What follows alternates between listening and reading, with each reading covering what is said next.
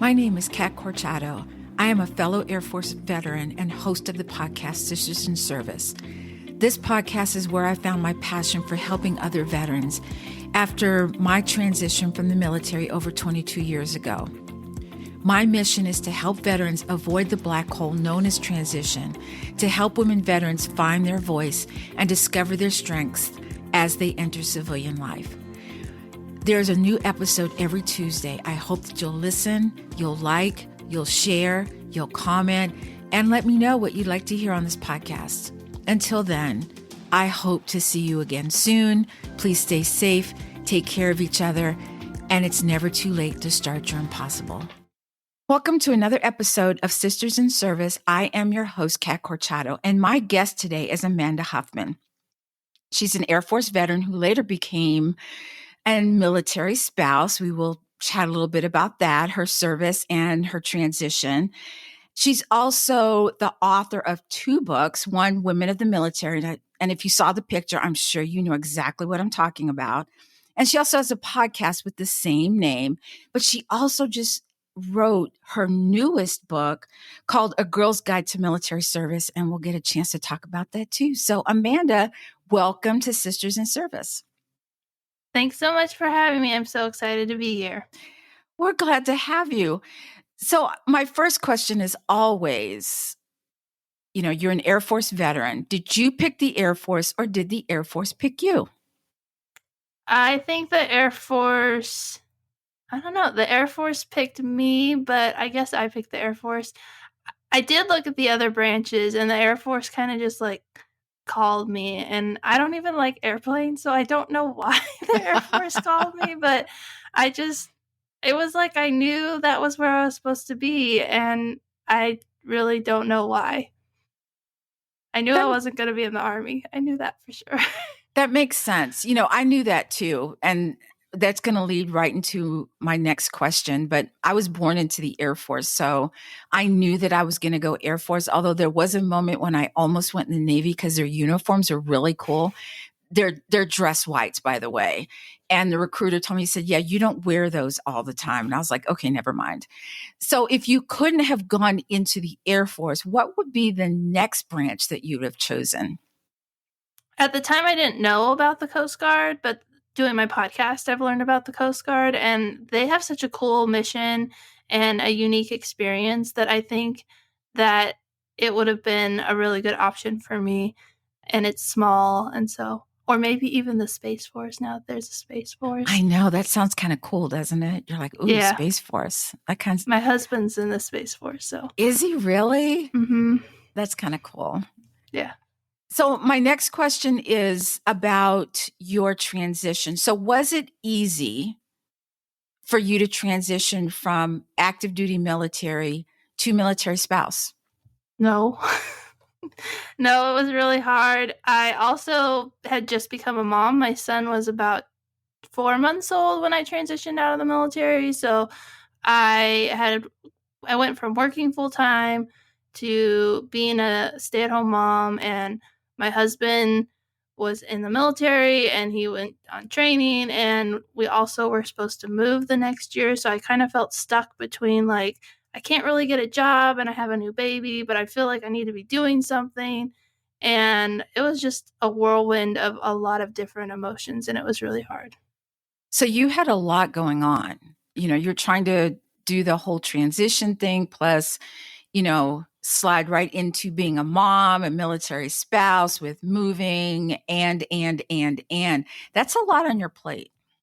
Yeah, and it's funny because at the time I was like, whatever, I'm getting out of the military. It's going to be so easy. And then I was like, wait, right? No one told me all this stuff was coming. I know. I did 20 years in the Air Force, and as someone being in the military that long, you fantasize almost about what it's like to be a civilian, all the things you get to do and the clothes you get to wear. And no one told me the real truth of what was going on. And that was a huge letdown to me, because you know how you can't wait. It's like a kid getting an ice cream cone, and then you get the ice cream cone, and you're like, oh, this isn't very good. That's really true. That's really true. So, what was the motivation? We're going to talk a little bit about your book, Women of the Military. What was your motivation behind writing that book? So I started a blog shortly after I left the military. I found a blogger and she was doing a thing where it was like you write for 5 minutes every Friday. And I was like, I can write for 5 minutes. And that was where my blog started. But I didn't really have any purpose or direction. And I named it AirmantoMom. That was like the original thing. But then oddly, I didn't want to talk about military stuff. And so I like bounced around all over the place. But I had seen that my military stuff was the stuff that resonated the most. And so I did this crazy write every day in October series a few times. And one of the times I did it, I was like, oh, I'll do deployment stories and I'll interview people. And then I don't have to write the stories and I can just have all these interviews of stories of people who's deployed. And it ended up being almost all women who wrote back when I did the survey. And I was so fascinated by the different experiences and their stories and the challenges and all the unique experiences they had as women that I was like, who cares about deployment? Let's focus on women. And so I shifted gears and started focusing more on my experience as being a veteran on my blog. And then I was planning to do the series again in October of 2018, but my husband's still in the military and we PCS'd and I felt really overwhelmed. And so I ended up not making that series and instead put them all together into a book. And that was also what led to the podcast idea. Nice. So you're saying that your writing skills or your writing style was more of just writing consistently for a certain amount of time? In the beginning, yeah, it was just write for 5 minutes, and she would throw out a prompt word like sunshine or tree, and then you would just write about whatever came to mind. And it was how I got like my creativity out. And since I had a little baby who wasn't sleeping or doing anything that I expected motherhood to be like, the 5 minute time limit was something that was doable in that time frame. And I just got more excited about writing from that experience and just slowly wrote more and built more and shared more. And that was how it started. I love that. Is that the same thing that you did for the newest book that you just put out or will be out soon? No, the newest book is like, I say it's like an actual book.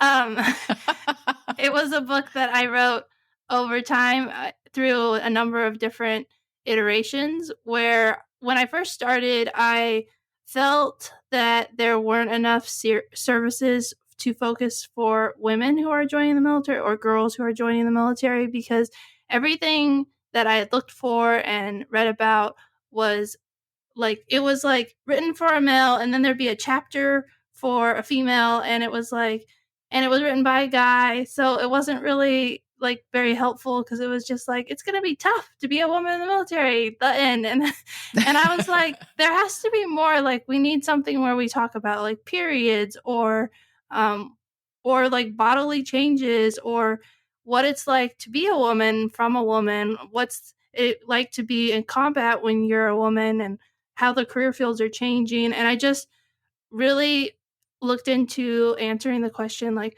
how is the military experience different for a woman? And then I thought back to me as like a 17, 18-year-old and think about do I wish I would have known about the military, and what answers or what questions can I answer that maybe they don't even need to, they know they need to know, but that I wish I would have known then. And so that was the process of writing it. And I'm an engineer by background, and I would get really technical in the details, and my editor would be like, remember, we don't need to get like so in the weeds. In the weeds. Stay at the like 30,000. I'm so Air Force. The 30,000 foot level of like answering the questions. And so it's been like a really hard process and lots of revisions, but every time it gets a little bit better. And we like see pitfalls of where I like kind of went down the wrong rabbit hole or I got off track and I forgot to answer. And so it's been a process, but it's totally different experience than writing Women of the Military, where that was more the women answer the questions, and my job was Right. just really to ask the questions. So I think, writing a book, sometimes you have to let go a little bit, Oh kind of yeah, like podcasting. Some people are very like, they have the questions and they ask them just like you're doing a 60 minutes interview. And I'm like, yeah, I can't do that. I cannot do that because I will not have fun. And if I can't have fun doing it, then I'm not doing it at all. So what was the best, not the best, that's the wrong word. What part of the book writing process from start to finish did you enjoy the most?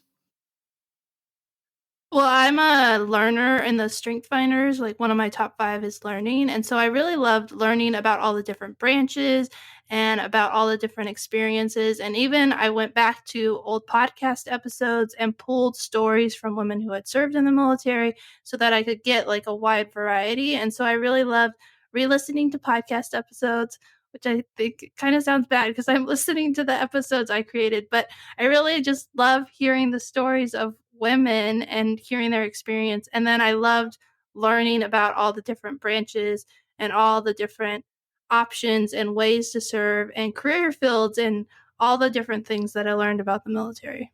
All the things that are the same, but also all the things that are different, you know?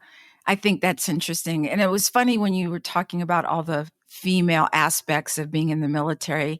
And I was speaking to a woman from the Vietnam era, and she was in, Vietnam. And I was thinking, God, what was that like? I mean, can you imagine, you know, just, just getting sanitary stuff for, when you have your, that type of thing.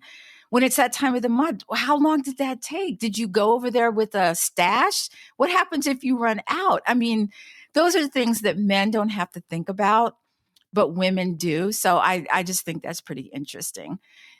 So when you did your podcast, was it just a natural flow for you? Did you just say, I wrote my book, now I'm going to do my podcast? Well, I actually started the podcast before I published the book because Oh, when I was writing the book, it took me like a year to get 28 stories. And I was like, how am I going to have a podcast episode every week with a new guest? And so I was really afraid, which I think is funny because now I have like all these women waiting to be on the podcast. But in the beginning, I was really afraid that I wouldn't be able to find women veterans to tell their story. And so I was like, I had about 12 pre-recorded when I start, and then I had about 28 stories already written. So I was like, well, if I get to like 12 and I run out, at least I have 28 more to get me. That's almost 52. So I can probably get through the whole year. But I ended up never needing those backup stories. So then I ended up publishing the book on June 12th of 2019, which is I don't know if it's Women's Veterans Day in some states because that's the day women were formally allowed to serve in the military. yeah. Where are you located? I'm in Virginia. Yeah, I was going to say there are lots of states that actually celebrate that, and North Carolina, it's not even on the map yet, but that's going to change because I'm going to change it. So, is there going to be a second podcast for your second book? Well, a lot of my listeners are young ladies who are considering the military because I always ask my guests at the end, what advice would you give to young women who are considering the military? And I've taken a few of those, like a roundup of the advice, and those episodes are really popular on the podcast. And I've also done some like spin-off ones where I would like talk about different branches. And so I'm trying to incorporate into the podcast, and this summer, I'm going to do a series specifically on joining the military. So it'll still be women's stories, but I also want to provide more resources. And I had thought about like starting a whole separate thing, but then I realized that I'm one person and I might go insane if I tried to do that. And so I feel like I can still get the stories of women out, but also provide the resources all in one place and see how it goes. Yeah, when it's time, I'm a big proponent of time. Some people say, "Oh, do this now," and it just doesn't feel right. But then there comes a time where it's like, "Okay, it's time to do this," and then you do it. I think if you try it before you're ready to do it, that it can be a disaster. On top of the fact that a lot of people that are in the podcasting world have a team. And someone asked me like, oh, do you have a team? I go, yes, me, myself, and I. That's my team. Do you think that being a military spouse and being a veteran gives you more of a unique perspective on women veterans and military spouses that are going through some of the same things that you're going through? Yeah, for sure, because I can see it from both sides. And I definitely remember what I thought military spouse life was like before I left the military and became a military spouse, because I thought I understood. I was involved in the spouse clubs because I've been married my whole time that I was in the military. And so I was involved in the spouse clubs. I was friends with spouses, and I was like, I know what it's like. And then I left the military and I realized I had no idea what it was like to be the one who is following your spouse and not having any say so in where the next assignment is, and that the military treats military spouses as like extra instead of like Yes, someone that they should rely on, like the whole dependa culture and those things. And as a military spouse, you have to sacrifice so much to support your service member, and the military wouldn't survive without spouses supporting the service member, and I don't think they get enough credit. that's truth right there. That's truth. You know, I also feel that when someone is in the military in the family, that the whole family is in the military. It's, the military spouse has a job, the military member has a job. They're both difficult. They're just different. Yes, for sure. And yeah, and I've seen it from, the military spouse side, from being a military spouse, but also from being, a military dependent. My mom, had to take over when my dad went to Vietnam. That was hard for her because my dad did everything. He paid the bills, he did all of that stuff, and then she had to step in and do it. And that's really difficult. Let's go back to when you were writing your book. What kind of doubts did you have when you were writing it, if any? Was there a point in time or where you just got up and said, this is never going to work, I'm going to walk away from this, and you walked away from it, but then you came right back and finished the book? Yeah, I have a lot of doubts that I'm not doing a good enough job, that I'm going to miss something that's really important, that someone's going to read it and they're going to be like, why didn't you do this? Why didn't you do that? And I think that's like the hardest thing, is to let go of that control, because like I could keep working on the book forever and it still would never meet all the requirements for everyone. But I have to let go of the book and let the people read it, or it's just going to be on my computer and no one's going to ever see it. And I did take a course, and the leader of the course really pushed me to put in a book proposal with my publisher Elvarisa, and I don't know if I would have actually done that had I not done the course with her and had her pushing me to do that. And then when Elvarisa said, "This is a great idea. I can't wait to do this book with you," and we signed a contract, that was another motivating factor. You're like, well, I got to do it now. Yeah. Yeah, there's always that, oh, holy crap, what did I just do? That type of thing. What about when you did your podcast? A lot of people talk about imposter syndrome. Did you get any of that when you were doing podcasting or writing your book? I get moments of imposter syndrome. I felt so like overwhelmed by trying to figure out like technology, because I've been a blogger for so long, and then I was working on audio, and so I think I was really focused on like making the sound quality so good, and I wasn't and not very many people were listening when I first started, so I didn't have to worry about like having lots of downloads and that sort of thing.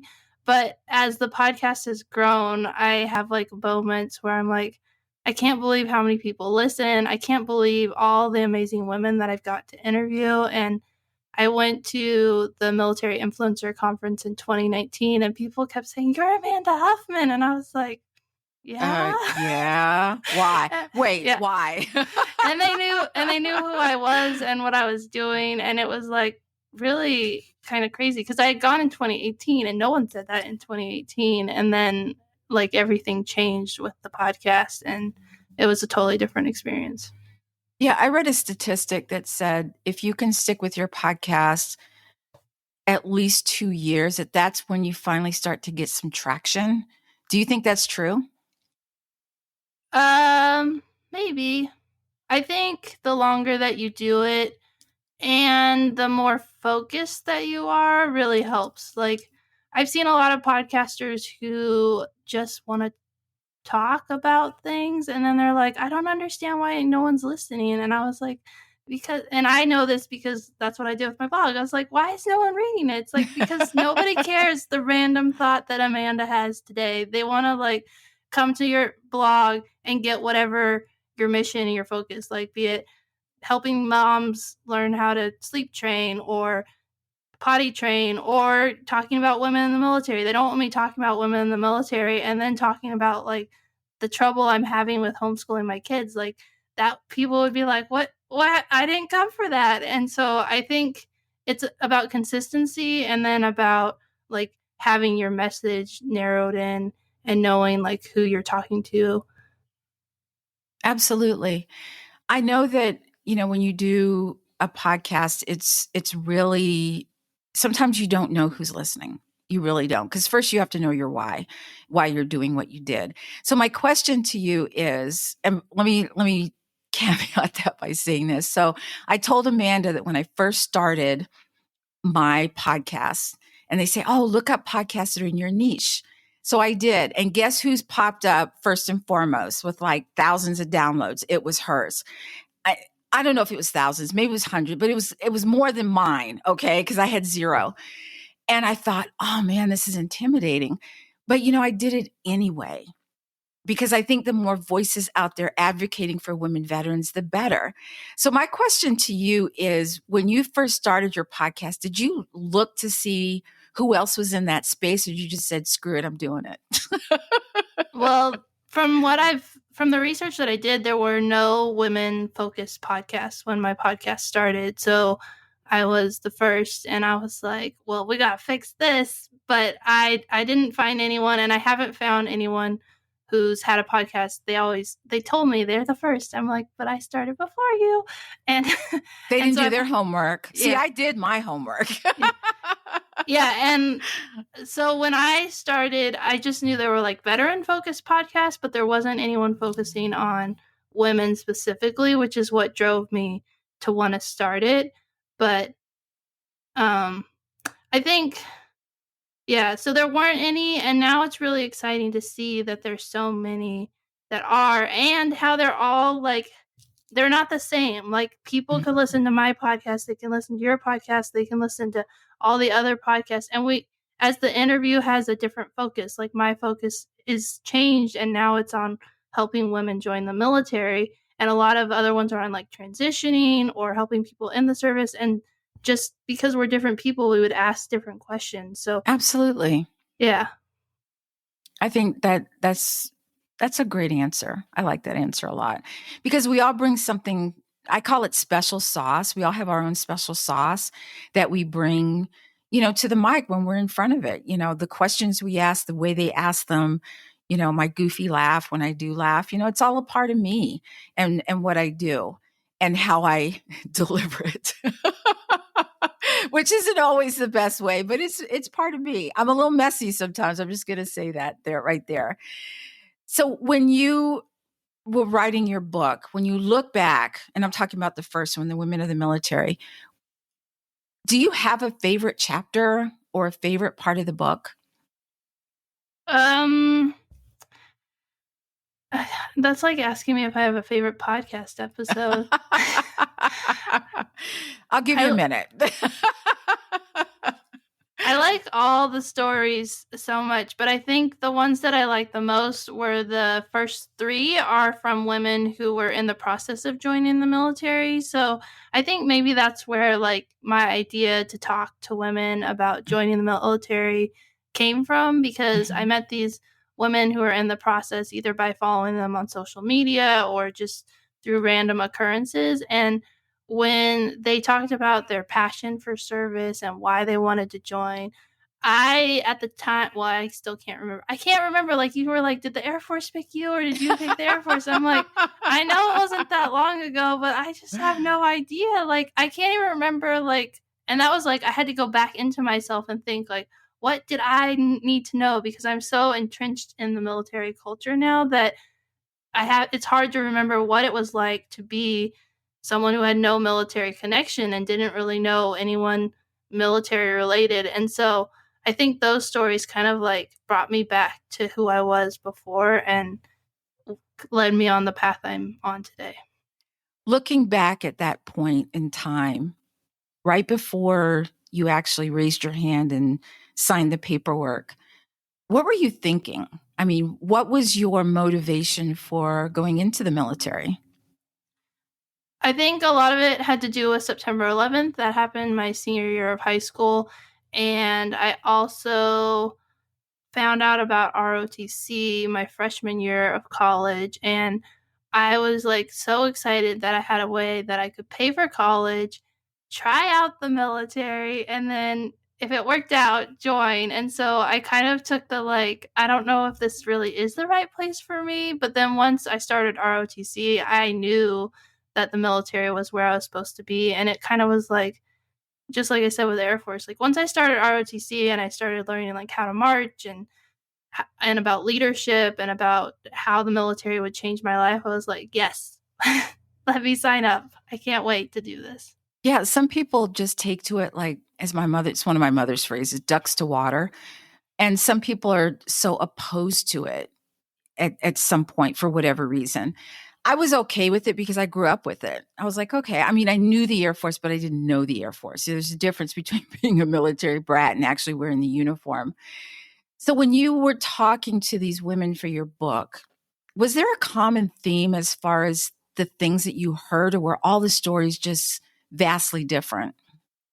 I think there's a common theme of just the challenge of being a woman in the military and how when you're going through a hard situation or doing something for the first time, like you're not really thinking about that. Women in the military just do whatever they're told to do, and they don't think about how what they're doing will have a ripple effect on the military going forward and how it will change the lives of women. But every woman who serves in the military is we're really special because there's not very many of us and it's such a minority group, and we're still breaking glass ceilings and making changes. And I think that's one of the most interesting parts about learning the history is that I didn't realize how many women made the military the way it was when I served, and then how many women after me have continued to change the military and make it better for women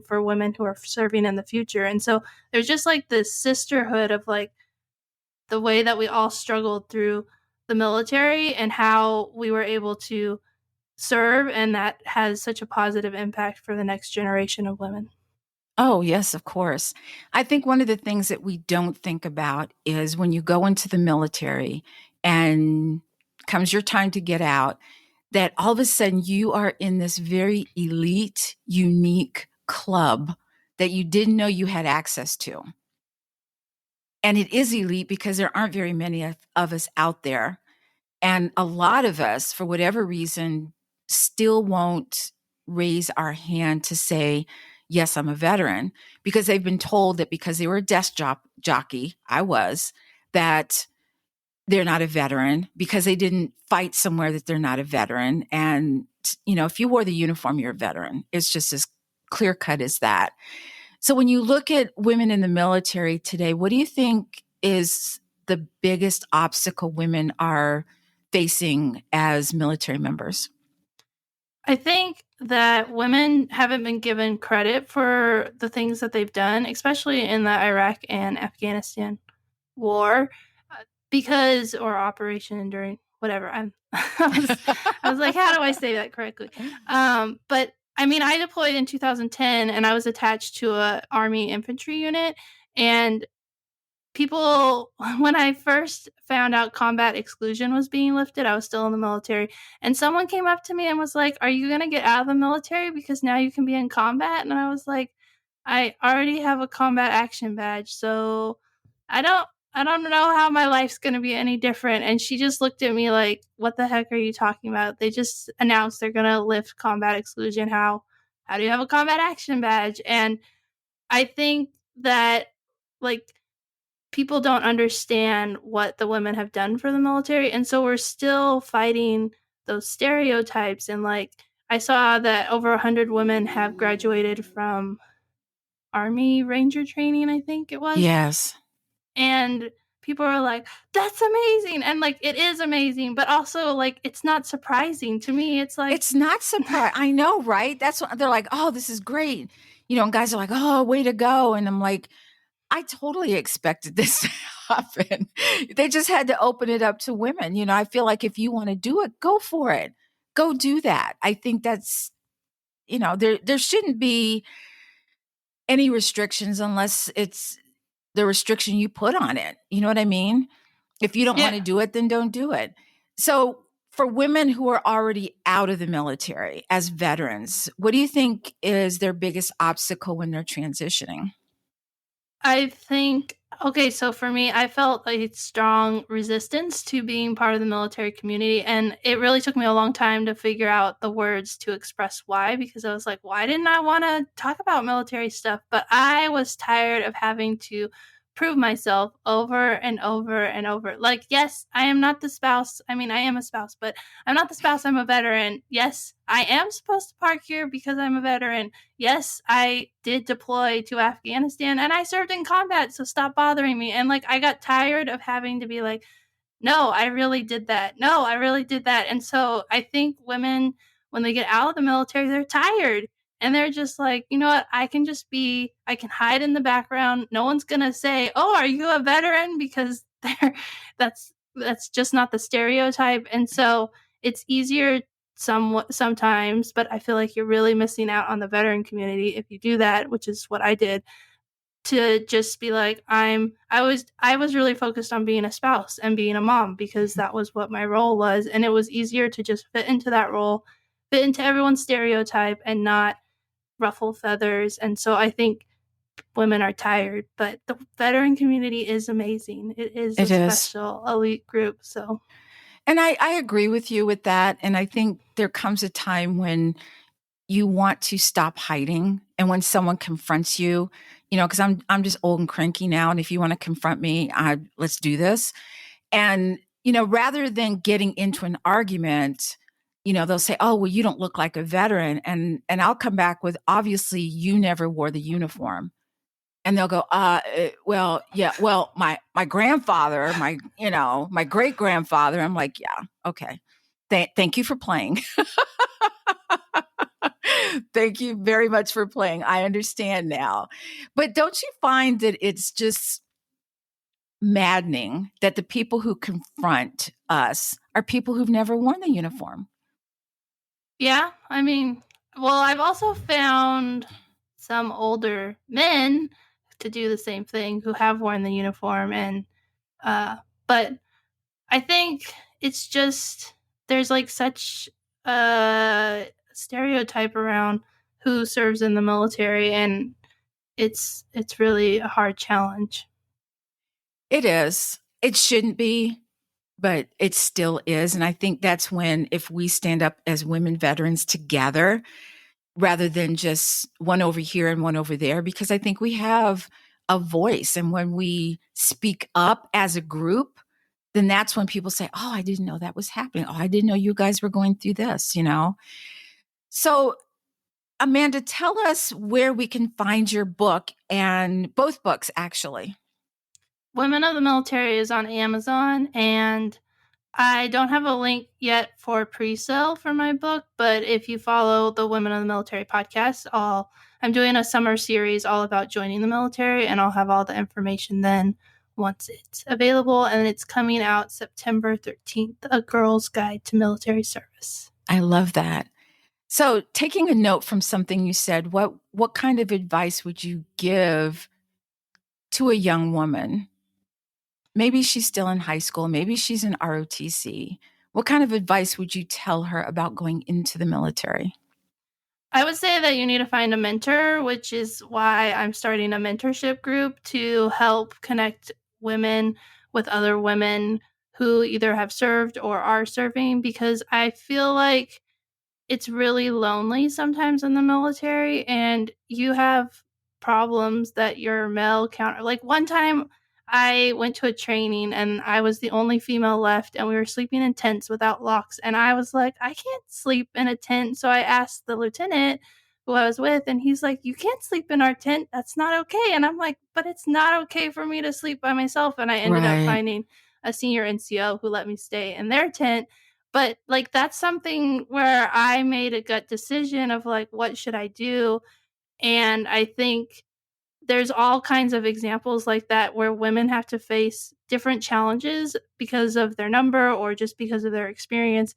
And wouldn't it be nice to have someone that you could reach out to, and especially if they're not in your chain of command, that you can ask the question, get real answers?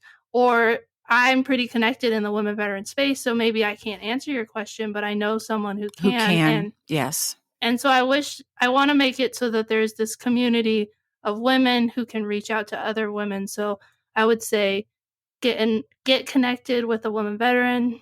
If you can't find one, join my women veteran or women of the military mentorship program, and then you can get connected. I would love to be a part of that. I think that would be really cool. I think one of the things too is I think as women, when we're signing up for the military, that we don't ask the right questions. The kind of questions that make your recruiter uncomfortable, make them squirm a little bit. So yeah, I think there should be a list of questions, that we should be able to just go down the list, and if they can't provide an answer, then you find somebody who can. So Amanda, this has been great. Thank you so much for being a guest. Where can everybody find you? I'm sure you're everywhere, but give us a few of them. My favorite place to hang out is LinkedIn, so you can find me on LinkedIn.